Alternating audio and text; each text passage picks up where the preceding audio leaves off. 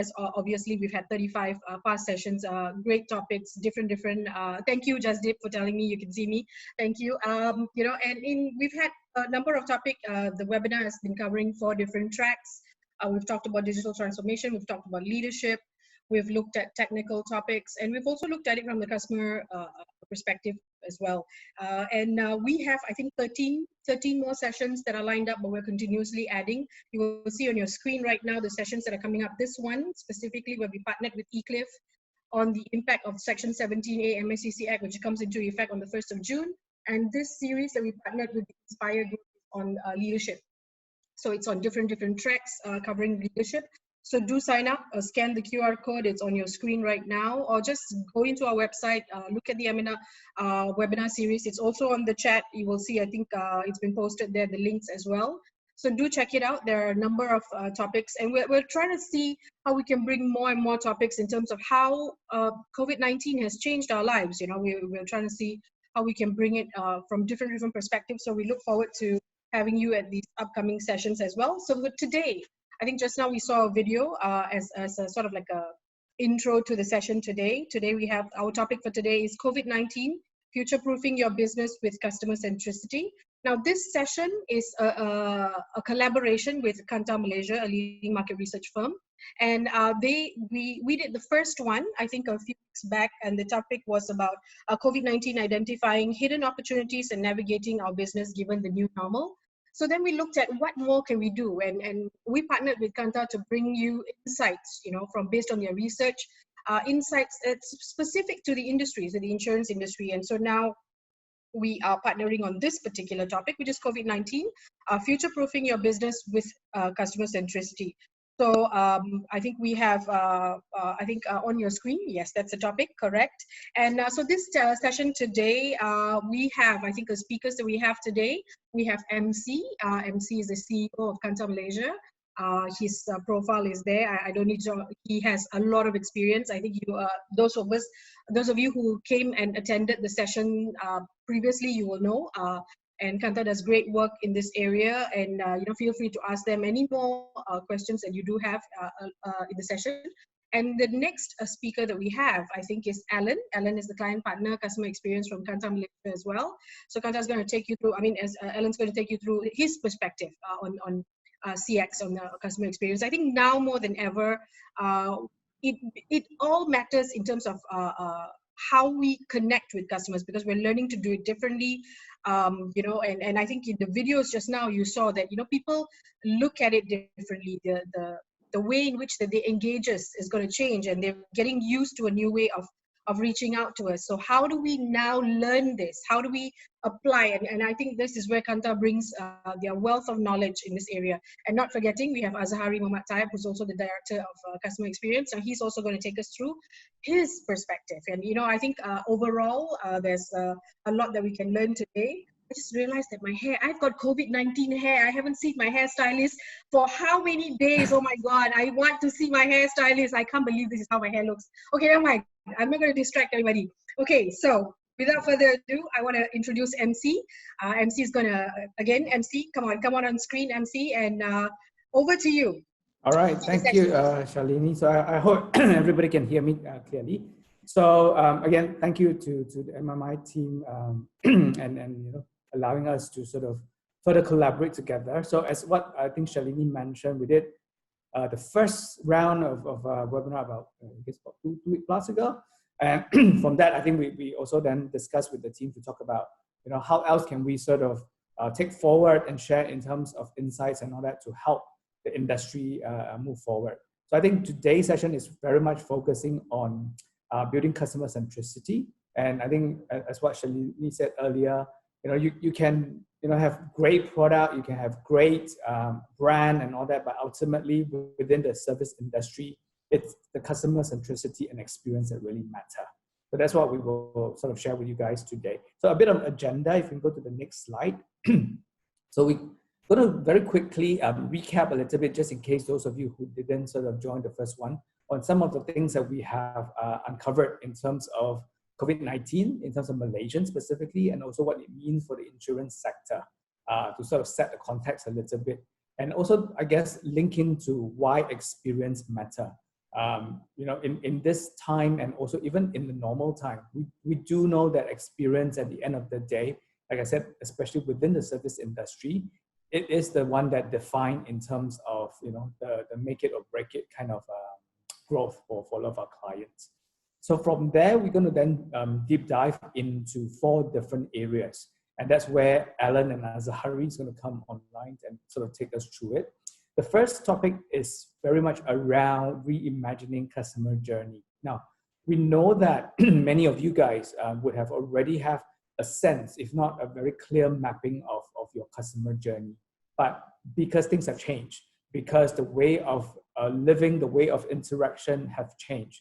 So I think it's important to really, for us to sort of step back and understand now within the new normal, how has customer journey changed, so that we know which are the touch points and which are the moments that matters that we can then therefore use to then create an impact with our customers. Linking to that, the second topic then is really about the need to continue to listen to the voice of the customers. And we know that many of our clients sort of, either do once a year or maybe twice a year, sort of a quick pulse with the customer to understand where things are.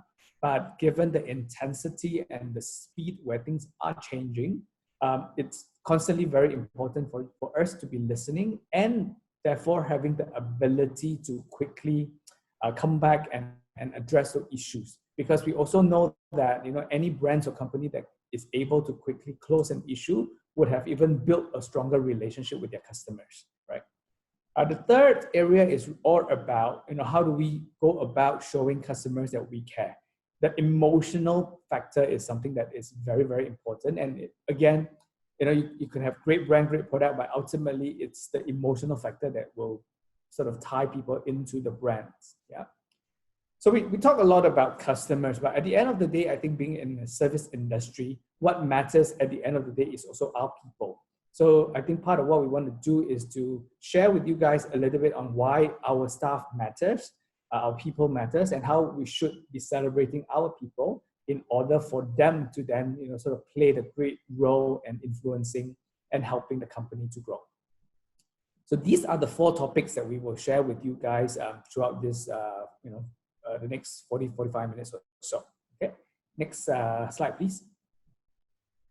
So just to, I guess, set a little bit of context, we all know, that, with this pandemic, it's going to have a big impact to the economy, whether it's globally, whether even it's locally, and so on.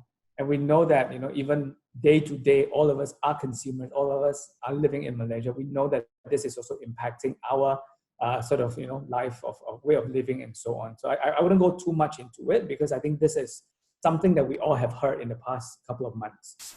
So next slide, please. But moving forward, I think it's now important to understand, how do people feel, and therefore what can we do and react about it. So we know that through our study, 87% of consumers feel that, it is a huge concern for them.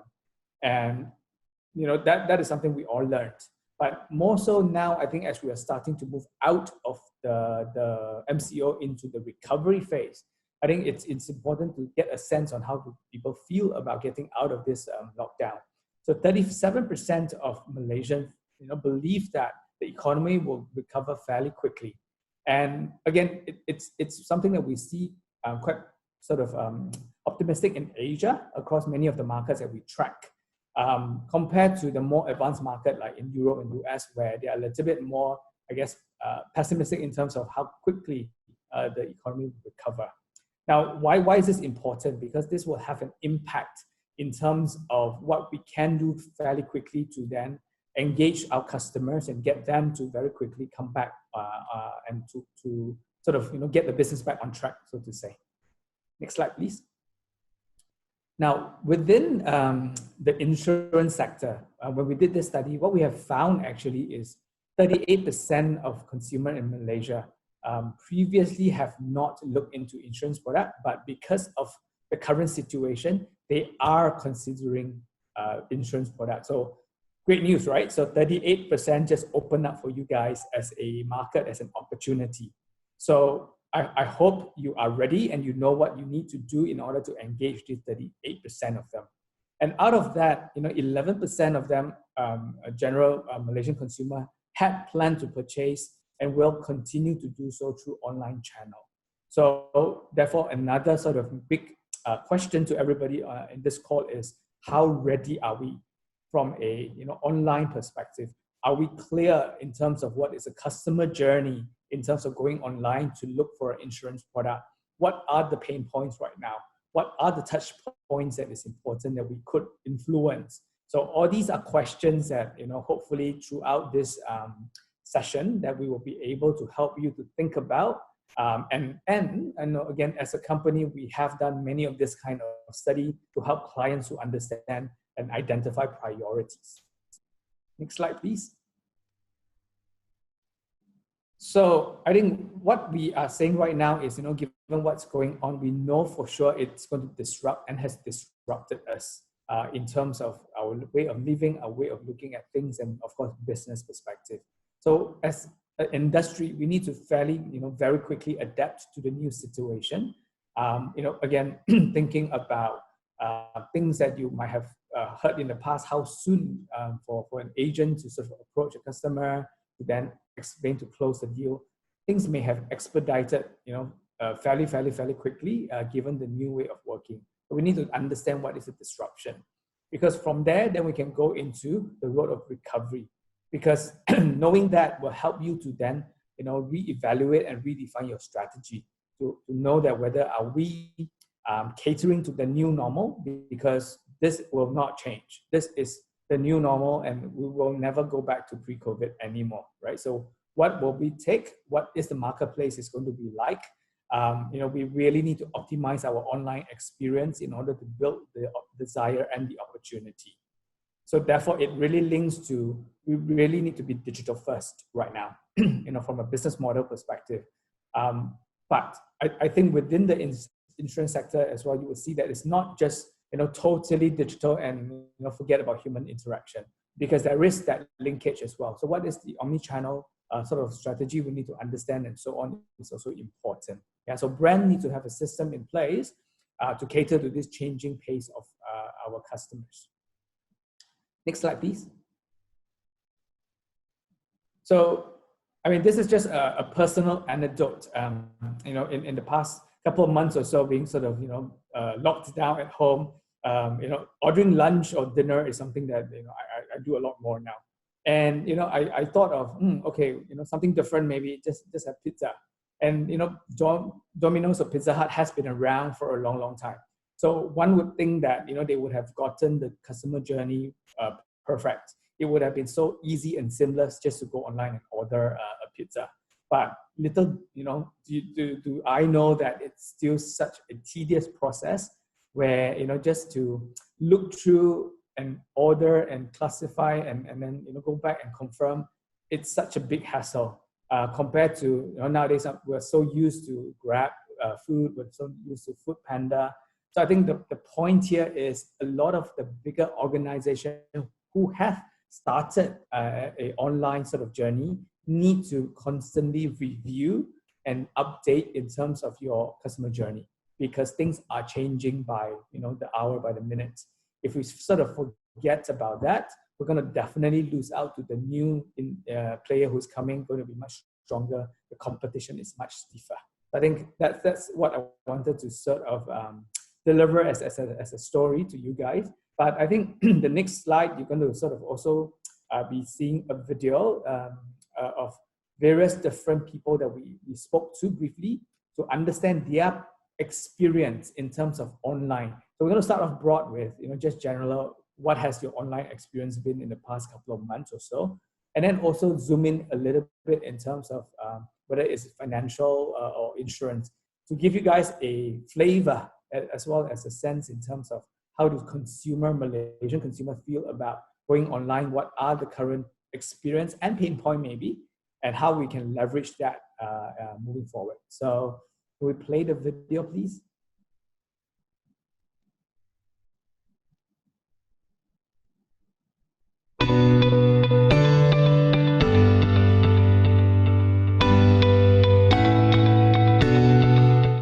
I prefer to do it online because it's convenient. Nobody forced me, nobody following me. It's all based on my willingness. Vast variety of items, and some items are rather unique and interesting that comes with a reasonable price.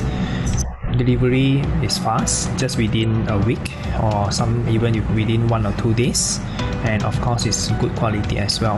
During this pandemic, I was compelled to do online shopping also for wet market items like veggie, fishes and meat, which is a total new experience, and I foresee that this may likely to continue with moving forward as a new norm for me. Grocery shopping in Facebook group, because there's a lot of community. They will usually sell buns, they sell vegetables, fish, meat. So sometimes I will order through there. I do this rather regularly, once a month, to pay for my car loans, to pay for utility bills. I have no issues so far, and it's very convenient. I don't have to queue up. I don't have to drive to have the hassle to look for a parking spot, then queue up, and then spend such a long time. I called the customer service for my credit card once, and during the lockdown, their working hours shortened, so the queue for you, the waiting time for you to get the call process was a lot slower. I probably waited for about 15 minutes. Maybe for personal accident insurance, I think I'll be more open to buying online because you have more time to read through the policy and you won't be subjected to the psychological conditioning of the agents. So you have time to think logically about what kind of coverage you need.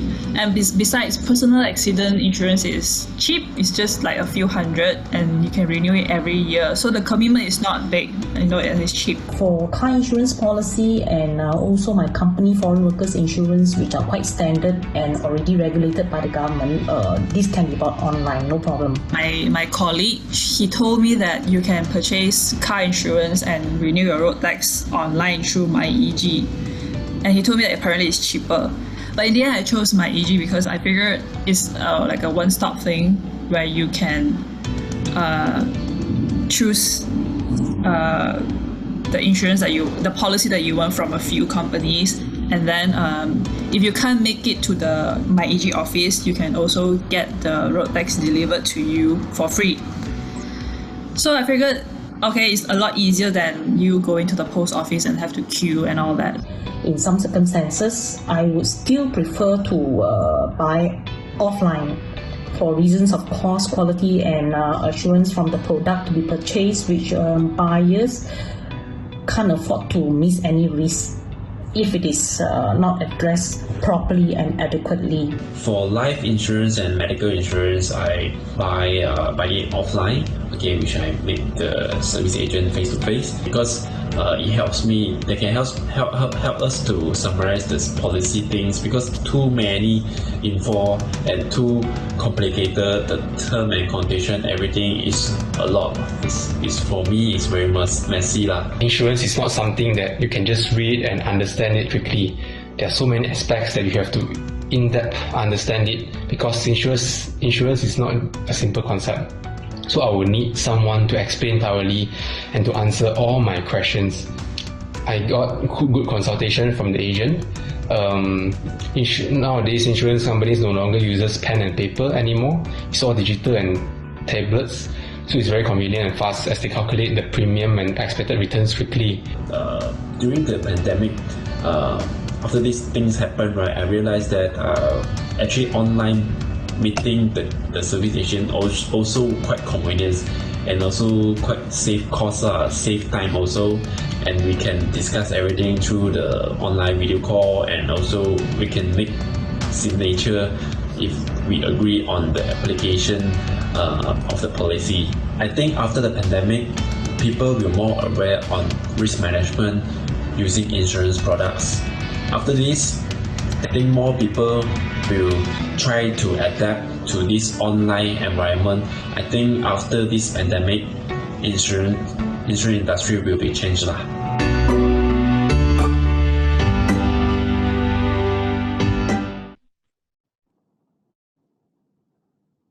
So hopefully you would have heard, you know, some of these people talking about how things have changed. And like I said, it's not about let's drop all the face-to-face and just move digital. That there is that combination. Therefore, again, it's important to get it right and understand the journey and where are the points that, you know, it's more important to have the digital space, and which are the point that, you know, a lot of us as consumers still need human contact.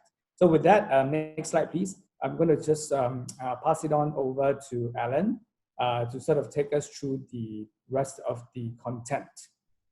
So over to you, Alan. Thanks, Emcee. Can you guys hear me? Yep. All right, great. So next slide, please. So how do companies position their branding during the time of crisis? Our COVID-19 results from Malaysia, our internal study shows that exploitation of crisis is not something that a brand should do. Malaysians appreciate brands that showcase how helpful they are in giving helping hands and offer positive perspective to lighten up the gloomy scenarios.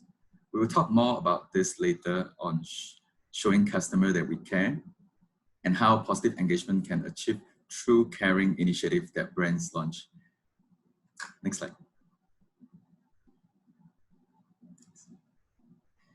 Also from our internal studies and interactions through our friends and colleagues in the insurance industry, we have seen that there are reports of overwhelming claims and inquiries for insurance company across Southeast Asia region, across our region. We can see that there's increase in customer claims, especially during this time, where customers are going for more health check, as well as, you know, in terms of operationally, in terms for the company, for the insurance company, there's also increase in the claim as well as processing. Customer inquiries has definitely went up. I myself called my insurance company. Is my health insurance policy covers, you know, the COVID-19, and then to find out more information about, you know, what are the, if not, what are the things that we need to add on. Yep. So, and on the right, you see product in terms of potential business, because with the knowledge of, you know, this pandemic, potential customer will reach out to upgrade their plans and coverage, and demand for health and medical insurance will also increase. Interestingly, we see a decrease, of course, in travel insurance because of the current situation right now. But however, when we got into our new norms, when the virus is more or less under control, people will start travel again. And I think people will then be more aware of the importance of travel insurance. So therefore, once the demands improve, the industry must be ready with the new norms offering. Next. And those brands that have achieved customer centricity see the payoff. Our latest global figure shows that true customer-centric brands achieve high preference. However, note that you have to achieve a certain level first. It is clear that negative customer experience lead to very little preference, but also in the middle, on a neutral ground. It's not sufficient to create preference for your brand. Next. This is an example that we gotten from one of the insurance company in Europe. So as you can see that this company, they're actually benchmarking themselves against the attributes that you see on the left, and by putting customers centricity first, as you can see on the black dot, they actually outperform the brand promises. And that really helped to drive in terms of the customer experience, as well as the trust that the customer built with the company. Next slide, please. So being customer-centric in a crisis is not about doing the same thing in the same way or in a different way, such as replicating and assisting journeys on the different channels. We have to start with the customer aspirations, dreams, emotions, and then work backwards and reimagine the experience to meet their needs. In the next few slides, I will share with you some examples that we see. So understanding the impact of emotions of customer decision. This is actually a real life example from one of our colleagues, and a typical journeys for a motor insurance renewal. So looking at one example, the customer mission, all she wants is to achieve a different one. It's only about renewing insurance. So functional mission, but how to stay safe, the emotional mission. And in this journey, customer expectations were disrupted several times, as you can see. The initial search was not optimal. There is no options to renew motorbike insurance. The customer then renewed her car insurance, but could not straight away renew the road tax in the same portal. She then continued the payment and faced some difficulties. And after several tries, and finally it went through. And while delivery of the e-policy worked in the end, the experience was, well, somewhat neutral. And at every journey steps, what the customer feels has a huge impact on the decision. For customer management, the challenge is therefore not only to understand how customers evaluate the overall experience of transacting, as you will invariably only get those who have managed to successfully navigate, but also scrutinize at each steps customer journeys are interrupted. Next, please. This is another example of a insurance company in Europe during the last few months. We can see that the customers have faced a difficulty for looking into information to answer to their questions, right?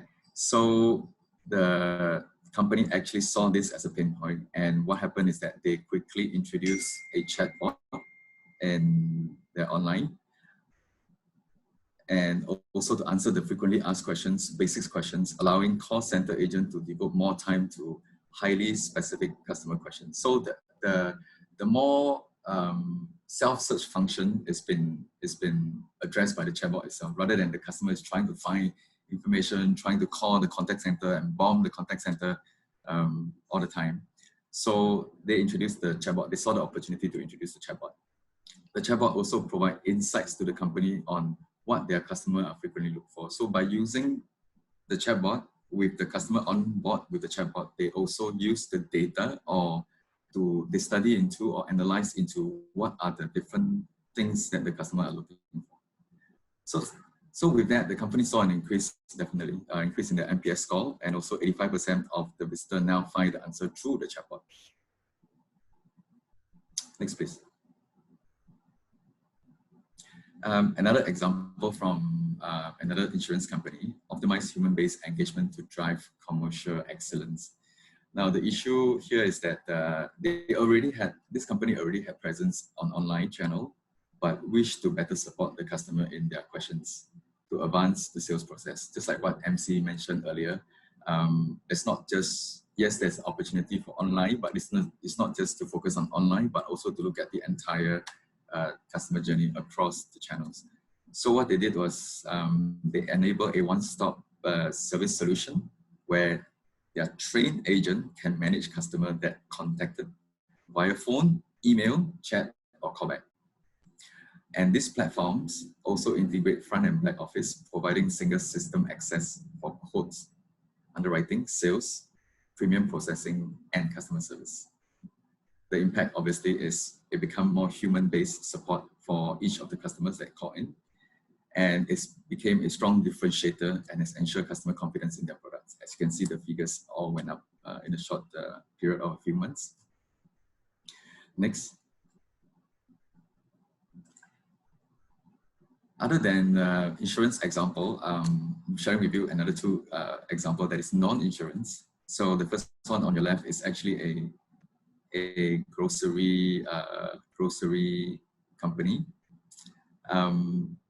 The supermarket actually prides itself as neighborhood. So when the pandemic started, the lockdown and all this, they wanted to give more towards their customers.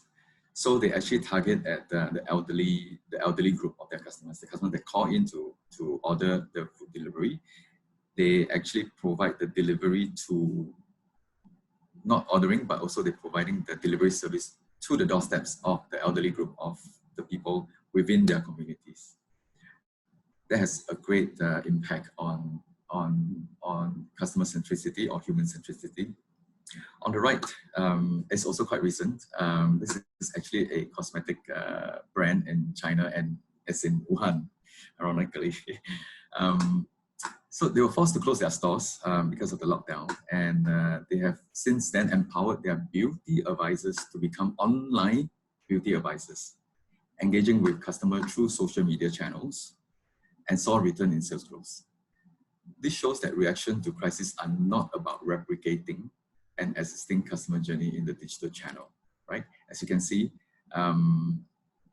they were forced to close their stores, and there were still people, or there was still demand in terms of the beauty products. And with that, through digital tools, turning into online influencer, the sales in Wuhan saw year-on-year growth of 200% over the last few months, right? So in this case, the Chinese cosmetic company, the customer mission is not only to buy a piece of cosmetic, but to look beautiful and feel well, especially in a time of great uncertainty.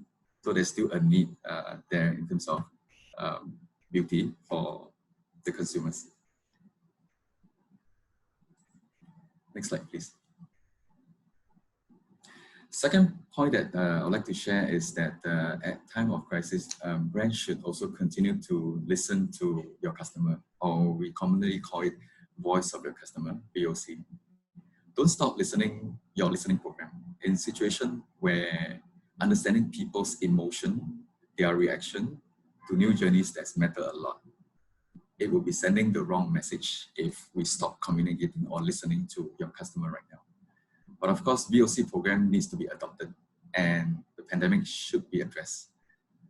And of course, right now, we can see that with the easing of the MCO, we should look forward to the new norm. A couple of things here that we have seen working well, keeping communication short, as everybody is overwhelmed with information then from a lot of places, from the social media, from your email, from other brands. But proactive is key. Problem should be addressed before people experience them. Survey invitation needs to be adapted, and they also needs to reflect the different situations, showing empathy and care. So the tonality of the communication is very important. Communication from the top shows leadership is also recognizing the importance for the customer, not just the agents communicating across to the regular customer, but also from the top. On a practical side, consider to add data flags to survey invites to understand the impact of the pandemic, and utilize analytics to further understand the needs and wants of the customer.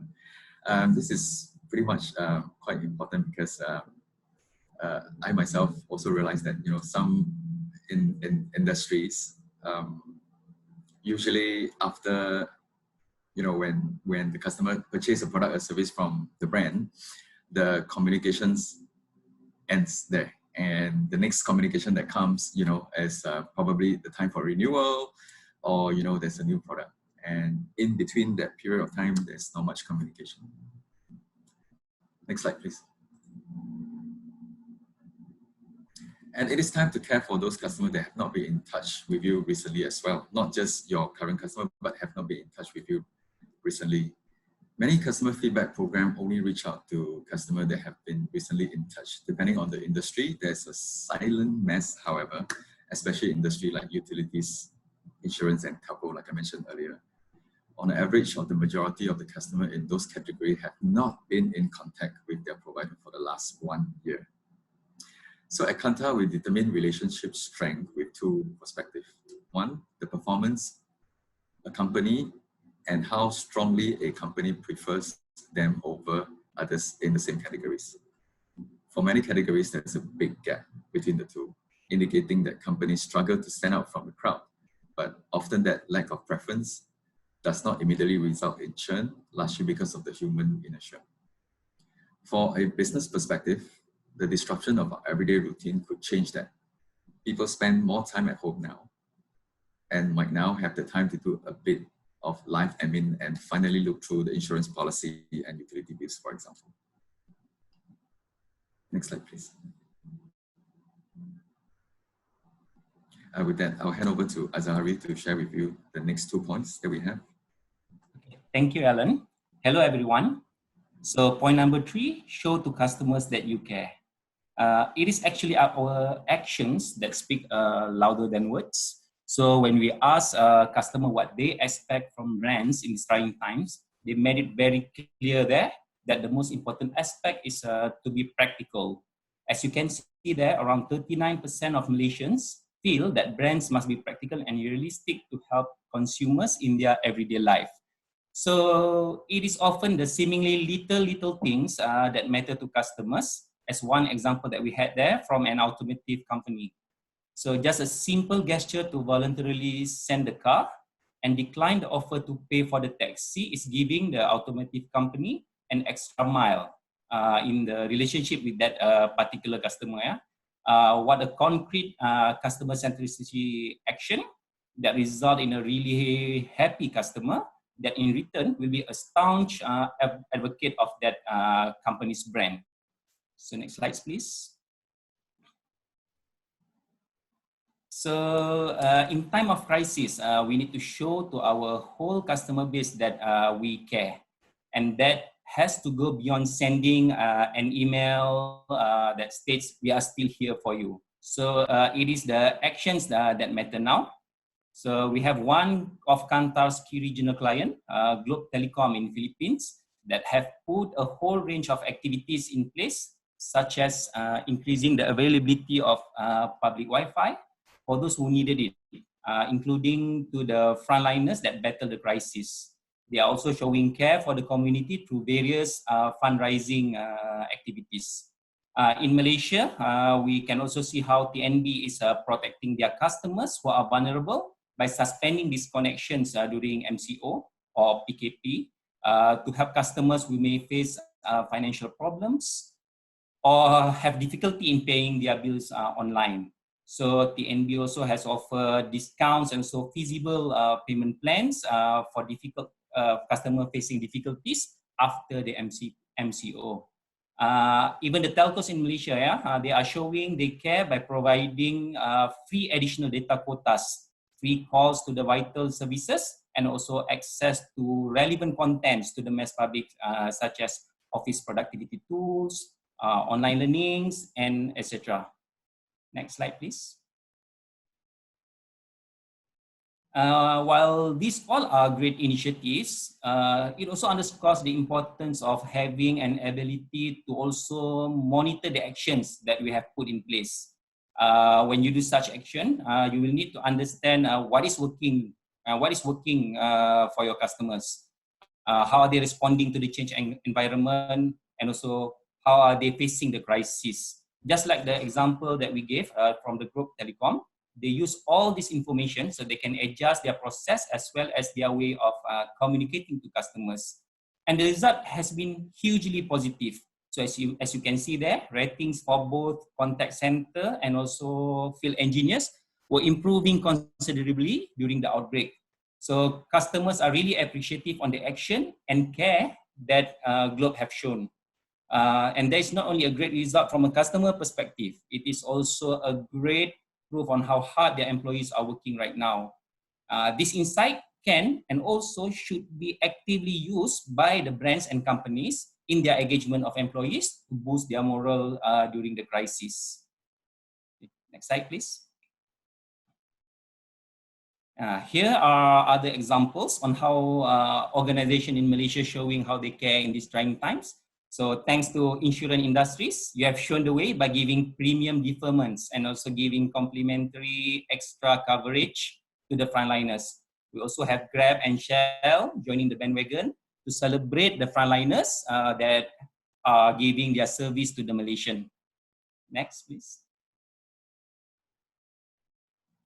Okay, one of our favorite quote by Sir Richard Branson, the founder and also the leader of Vision Group. Take care of employees and they will take care of your customers. It is as simple as that. Next. Okay, which comes to our point number 4. Celebrate your staff as they are the heroes right now. Customer centricity is not just about your customers. They include our team members as well. A new report has shown that most people more likely to buy from companies that show flexibility and empathy toward employees. Even as companies scramble to stay afloat and consumers change their spending habits, employee treatment impacts brand favorability. So as you can see there, 90% of respondents said it is important that brands take care of their employees and treat them well, even in tough times. And that number equals to the share of respondents that said having products that they need in stock was important. So next slide, please.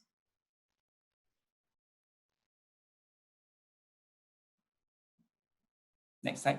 Yep, thank you. We have two examples on how customer centricity looks at prioritizing the human first.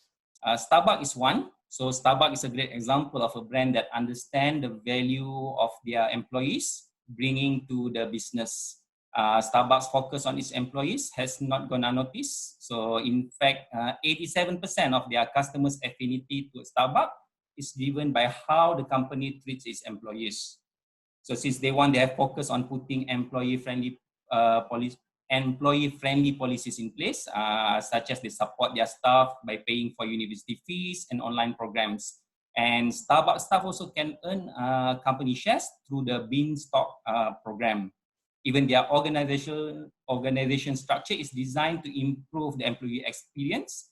The managers refer to their team members as partners instead of staff or employees. This light touch from the management shows how they want their team to know that they play an important role in the bigger picture, which in turn motivates the employees to work even better. Another example is Hyatt. Hyatt's choice to focus on empathy over perfection put them on an unconventional path towards success in the hospitality industry. Their CEOs, in one of the interview, has been saying that the key to Hyatt's success is making sure that we are connected to the emotional experience that our colleagues and guests are experiencing, and then designing their experience so that it is fulfilling for them. Yeah, so instead of just using a script when speaking to guests, Hyatt staff are free to be themselves during guest interactions. This creates a more authentic customer experience and encourage the employees to establish an emotional connection with the guests. So next slide, please. So here are another several case studies to help you see how others are celebrating their employees during this pandemic. We have Criterio, a global advertising agency that offered psychological support hotline. Another insurance company in Singapore who has upgraded the team's insurance coverage. And we have Hewlett-Packard, HP, who has performed various virtual online engagement, such as medical consultancy and even kids homework club for parents. Next slide, please. So at Kantar, we can help you finding opportunities by continuously listening along employee experience journey, all the way starting from identifying potential candidates, onboarding experience when they join the company, in the course of their stay, and up to when they leave the company, either through their retirement or pursuing other opportunity.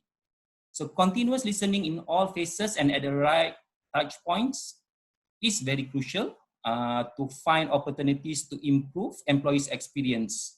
It will help you to understand and predict group-specific employee expectations and needs. And it even can help your company to personalize internal communication and the communicators as well, either via digitization or through natural leadership engagements. So next slide, please. Okay, this is an example on how Kantar can make it easy for your team members to give feedback so that we can continue to listen to them. With the feedback received, you can have a holistic view and highlights for senior leaders and team leaders on the moments and issues that matter the most to your team members. This will help you to prioritize your organizational investment and also change initiatives. Next slide, please. All right, to sum it up, we have 4 points, 4 point of views there. The first one, it is not only important to redesign customer journeys, but to reimagine them. We must not only focus on what customers needs now, but we have to focus on the future as well. In some ways, we will get back to normal, but other behaviors might be here to stay. While acting to the crisis is crucial, brands also need to prepare for after the pandemic and how it will impact what they do to remain customer-centric. So point number 2, bringing the voice of the customer into the organization is key to doing that. All right, and so we let your customers guide you to actions and show care for your silent customers. Point number 3, we have seen that action speak louder than words. If you remember the example from the automotive company that we shared, it is often the little things that matter to customers right now, and actions need to be monitored. We'll have to respond really quickly to customer needs, where agility and speed are key. And finally, a very crucial point, celebrate your staff. It all comes down to the individual, and we need to show care and empathy. So we need to empower employees to decide what is best to customers. And we need to ensure that the spirit is not only one-off during the crisis, but the start for a new normal. So I think that is all from me. Now let's hear back from Emcee to wrap up the session. Thanks, Azahari. Next slide, please. So I hope we've been sort of able to share and hopefully inspire you guys a little bit in terms of what are the things that we should think about and explore to help us to be a more customer-centric organization. Just before we end, a couple of things that we just again want to share with all of you again. So I'm not sure how many of you actually have heard or know about KANTAR. So KANTAR is actually one of the biggest insight company around the world. So with our network and with our reach, there's actually a huge amount of content that we have created and it's available on our website. So if you want to have a quick look, just go to kantar.com. Within that, there is a section very much on the coronavirus impact that have various different initiative point of views and sort of studies that we have done that we are sharing with the client around the world. Now, the second point here is customer experience or CX as we call it is one of the key pillars that we are focusing at KANTAR. So Alan, Azahari, and the team, came from various different background that has a lot of CX consulting background. So they'll be able to work with you in creating and measuring, memorable customer or employee moments in order for us to be a customer-centric behavior. So I think the point here is we would love to hear from you guys. In fact, if you see the need for us to come to you and your team to create something and talk to your team about it, that will be something that we will love to do and partner with you as well. So do let us know on that one. The third point there, like I said, as a global company, we do currently run a barometers where we try to understand the COVID-19 impact for brands around more than 50 countries around the world. So for Malaysia as well, we have already done the first round. We are in fact right now running the second round. So if you are keen to know, this is not just about sentiment. So this is as we are going out of the lockdown into the new normal. So we do want to understand what are the touch points that is more relevant now. What have changed? What are the things that people are looking for right now? So there's a lot more of the sort of new normal kind of understanding that we have as a part of a study that you can buy. The fourth is basically we do and have created a suite of what we call agile solutions. So given times are tough, and of course linking to it, we do need information faster and hopefully more cost effective. So there's a range of agile solutions that we've created that cater to this need. So even what you heard from Alan and Azahari in terms of whether it's mapping journey or looking at employee experience, these are things that we can do and turn around fairly quickly within 1 or 2 weeks. And from a cost perspective as well, fairly friendly in terms of a cost. So again, do reach out to us. We'll be more than happy to have further conversation with you. And the last bit there is we do run sort of weekly CX webinars right now that is run around the region for all our clients. So it's not industry focused per se, but it does focus on customer experience. So if you are interested, please let us know. We'll be more than happy to send you the invite for this kind of session. Again, it's a very fairly focused 45 minutes to an hour kind of session. Okay, I think that's it. Next slide. I think there's one more slide. This is just what I said in terms of things that we have already collated across the world in our website that you can take a look if you are looking for information to fit into the various plans that you're working on right now. Next slide, please. And I guess just to sum up, like I said, customer experience on the right top hand corner is what we focus, but there are the other 5 different business area that Kantar focus on, which is on branding, on innovation, on creative, media, as well as commerce. So these are the various different business areas that we work with a lot of our clients on. And like I said, do let us know, if you want to have a conversation or just to sort of, have an idea or have a question around what you can do. Okay. And with that, I'm going to pass it over back to Shalini. Yes, thank you, Emcee, Azari, and Ellen. Thank you so much. I think we have a lot of questions, but there were let's go with the questions first. Okay, I think I saw that you have answered a few, right, Emcee? But maybe what we'll do, we'll come back to that. Okay, we have one question here. If the company has been in a comfort zone for decades, how can I make my organization more customer-centric and innovative, especially during this difficult time? It's like you're trying to move a beast, right? And you're trying to do this really fast. So what do you think? Yeah, maybe I'll take that. Yeah. So I think in our sharing today, customer centricity, or should we then now use the term human centricity rather than customer centricity? What's the difference, Alan? Yes, correct. What's the difference? So the human centricity part is that it's not just focusing on your customer. Okay. You need to focus on your internal stuff, which the point number 4 that Azari mentioned. I think there's one question that says that that also asks which one take priority, which I've answered. Happy employees equals to happy customer, and in terms equals to growth, right? So like what we've seen in very successful organizations like Virgin's, their philosophy is really, you treat your staff good, your staff will naturally be, treating your customer good, right? So from that aspect, I think to answer to that question is that number 1, we have to relook into both external and internal. And if you have already a ongoing listening program like Voice of the Customer or either Voice of the Employee, you can then really deep dive people quickly or in an agile manner to show that you care for your customer as well as your employees. Okay. Okay. I think the next question: a large number of consumers still prefer live interactions. So in the new normal, how best should businesses cater to both live, so offline and online preferences? Yeah. Yep. I think that's very, very interesting.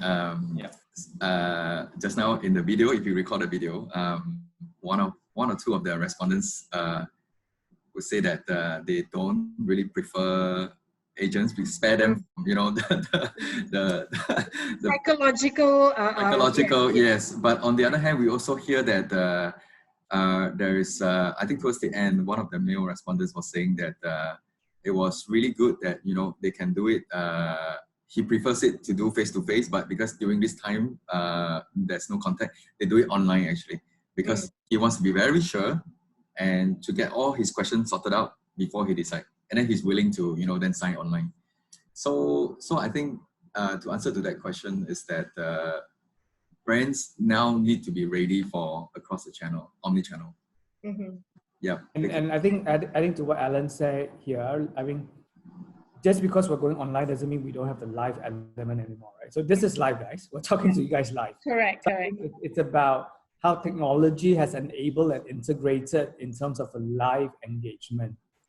So it's, again, rather than being live in person, we're still live talking, we still can see each other. So I don't think we're losing that element of live as much as what we thought it would. Yep. To add one more point, people has been talking about reducing the number of human in contact centers, reducing the number of field agents and etc. Right? But the numbers does not really reduce drastically because simply the number of interaction has increased along the ways. So it is only a matter of a company to prioritize. So which kind of the high value engagement or transaction to be carried out physically or live versus those routine answers, routine FAQs that can be carried out in the digital world. Yeah, you could also use chatbots for that, right? Especially chatbots as well. Yeah, exactly. Okay. All right. Okay, for the next question, with the ongoing COVID-19, companies are having huge losses and reduction in turnover. How do companies motivate team members when their salaries have been reduced, some even let off? When internal customers are down, how do they in turn meet customers' needs positively? I think this goes back to the quote from Richard Branson about happy employees, happy customers. So now when you have unhappy employees, how do you, I mean, you just imagine, I think we've seen cases, okay, I think I just was reading an article, Airbnb is letting off 1,700 employees, for example. I'm not sure, we haven't started to see that too much here, but we have heard of pay cuts. So how do you then keep this team, you know, with the salary slash, how do you continue to get them to serve your clients, you know, at the best possible way? Maybe let me start with this. So I guess, you know, coming from a sort of management angle, right? So it's something that definitely, like it or not, nobody is going to walk out of it feeling great. But I think as a communication, what I've learned is, again, talking to even my team is, you know, one, being transparent in terms of where things are. I think that's critically important. And second, you know, being open and authentic about it, because there's nothing to sort of hide about it, because the whole world, like you said, is on it. But the point here is, if they can see, you know, where the direction is traveling into and what sort of strategy have we put in place in the next 6 months in order for us to get back on track, and what's their role in contributing to that, I think that's the critical bit. Because a lot of time, you know, we kind of share the broad strategy, and if people can't link to what does that mean for me, what do I do, what do I play, how do I get back in 6 months' time to where I was from a salary perspective, maybe. So I think once they understood that, that will really turn things around, in fact, motivate them to even now more so wanting to go out and make sure that as a total team, we go back on track. But that's something that I've seen within you know, Kantar as well, that, you know, we are impacted by it as well, like it or not. So, you know, but we're very clear in terms of what each person can do in order to contribute to where we want to be. So I think that's one point that I can bring. Alan and Azahari, feel free to add on. Yeah, totally agree. The comms part is really very important. I mean, if the company is already pre-COVID in the normal times, already focused on the employee experience, and it's now even more critical to continue the engagement with the employees. Emcee correctly hit the point, and we are not the only brands that got hit. You know, in fact, everyone got hit. Yeah. I don't think there's any company that can say they were untouched, right, Alan? I don't think anybody can unless you are Google or I don't know, Microsoft or Zoom. Okay, yeah. Opportunity. That's the hidden opportunity for COVID, right? Certain industries boomed suddenly. Yes, online grocery stores and things like that. Yeah. But to the point, I think it's important to pulse check, because like it or not, the first hit will be negative. But like I said, as we do various different things, communicate and put in place, you could see things will move. And again, administering the same medicine that we're preaching, right? So we do our own pulse check as well. And it's quite comforting to see that. Of course, it started, you know, with everybody feeling, you know, shitty about it and all that. But you know, with that, it's sort of, you know, seeing an upward trend. People understand now, they know what they need to do. So I think that's also important. How do you measure the pulse of your team? It's something that you need to think about. Yeah, I think there are a few companies that I think get it right. I think the hotel side, I'm trying to remember which hotel was Marriott. I think they talk about the Marriott CEO. I think I can't recall whether Emcee was in our previous session or not. I think the Marriott CEO and how he communicates to the team and how they do it. I think that's one of the things about, I think that example, leadership by example, and how, you know, we're all in this together. It's not just me asking you to take a pay cut, but it's about how all of us together, you know, I think that's a part of this one whole situation. So, okay, I think for the questions that we've answered, let's just go through that a little bit very quickly. This one on how to walk through with customers if they're facing financial issues and business volume and choose to surrender their policy. Yeah, I think I know that Emcee answered this. Do you want to say more on that? Yeah, so I mean, we've seen in terms of what, some of the example that is cited in terms of whether it's financial or even other services, like the Tenaga one, like the Telecom Malaysia one. What are we showing back to the customer that we care? What is it that, show customer that we're with you together? Because otherwise, one is if they don't see that, and plus if they don't really understand what they're buying, chances are they just, okay, I'm going to cut that first. Right? Versus if there's a clarity on, even more so now why you need protection because of what's going on. And, we're going to help you through this difficult period for the next 6 months. This is what we're going to do, blah, blah, blah, blah. Then I think people feel a sense of, okay, you really care for me. And therefore I will.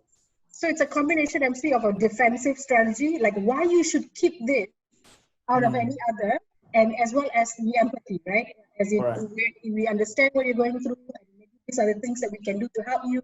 I think the insurers have done a good job in terms of that. I think they opened up in a lot of ways, like they started up the fund and as well as the more deferment for policy payments. I think those are the things that they're doing, but I think it's about how do we now convince them that why you should keep this policy right now in terms of the defensive strategy. Okay. All right. I think there was another question. I think, did we answer this one? Wait, sorry. What is the right mix of offline and online? I think this is where, Azhari, you mentioned about the higher value engagement, right? Any example, if you would like to give an example of a higher value engagement? Okay, like for example, one of the examples that Ellen shared before, where closing of sales, for example, or if someone want to upgrade their premium or coverage, for example, that are the so-called of a higher value investment, higher value engagement that require further clarity and also human touch to complete the cycles. Okay. So that kind of the engagement, we can still stick in offline or physical channel, because as one of the respondents in the video just now, this still need some comfort with regards to the checklist, the details checklist that all has been explained properly by an insurance agent. So something that can never be replaced by online or digital as of now. As of now, I said, because we don't know, maybe for the next 4 or 5 years, there's already like a virtual insurance agent that can replicate human. But as of now, we have yet to receive that stage yet. Okay. So all those mundane FAQ based, like checking your accounts, checking your details, and etc. Whether you have pay or whether you have missed the premium payment or not, those routine interaction can be carried out by online, especially to tackle for the new generation post-COVID, where they are very fluent with online interactions. Okay. Right. Okay, very good. I think there's one question that's just come in about customer experience and employee experience transformation, CX and EX transformation during crisis. Any thoughts on this? The transformation of both CX and EX. Yep. So in KANTAR, what we really believe is that the CX and EX is actually the foundation of a brand perception and brand promise. Because if any of this tool is not done well, the brand will be affected. So even pre-crisis, brands should already look into both internal and external. Right. So the more important right now is during the crisis, and how do we continue to provide the brand promise in terms of looking at your customer as well as your internal. So remember that I think this we didn't share here, but in KANTAR, that's what we strongly believe in this triangle. So the brand promise and the brand perception is always the overarching what individual brands want. And the bedrock of it is actually the CX, customer experience, as well as employee experience. Is there a sort of like a ratio, like I don't know whether you have something, like a ratio of how much influence? I know you say that how you treat your employees and that perception affects the brand as well. So is there like okay, CX is maybe 60 and EX is maybe 40? Is there such a thing? I mean, I'm putting you on a spot, but I'm just saying, just asking, does one override the other, or they are equally important? I think it's yes and no. So yeah, this is a typical put on the spot reply, yes and no. Yeah, because we have seen that company has already got the first step right, which is the employee experience. For example, Apple. Right. So they from the top all the way to the last, the last guy in the company, their experience, the employee experience is perfect, and they're all having the same purpose. And with that, then Apple can focus the channel, the energy on customer first as well. The customer. So whatever they do is always around customer and not the other way around. Okay.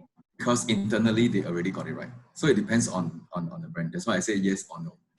Okay. Some get it right, some don't maybe. But I guess it's right.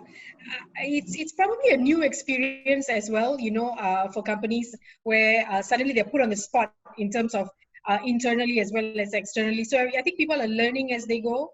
And I think there may be some people who make mistakes, but it's how you recover from it. I think that matters a lot.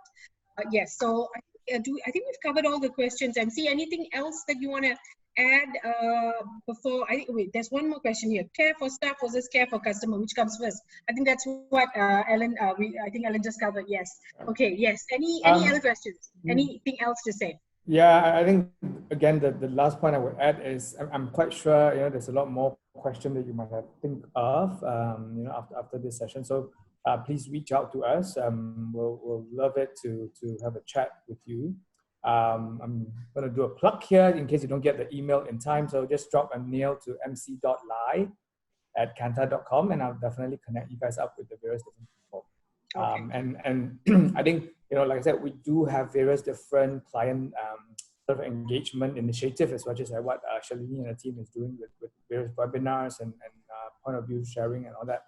So do get in touch so that we can get you onto the our system, because of PDPA we're not able to get all your information right now, but if you reach out, we'll be able to do that. So please do that.